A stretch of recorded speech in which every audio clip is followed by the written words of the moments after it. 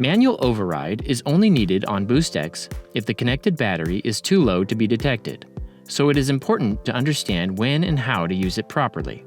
Note that manual override does not provide any additional power. It simply removes auto detection and safety features.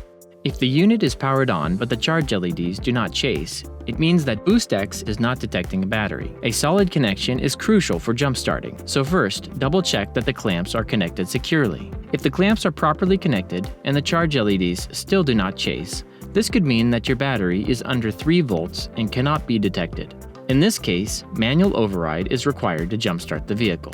Before continuing, remember that activating manual override will disable safety features, including spark-proof and reverse polarity protection.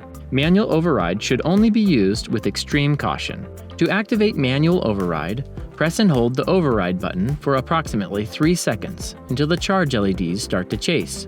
The charge LEDs will chase, indicating BoostX is ready to jumpstart. Start the vehicle.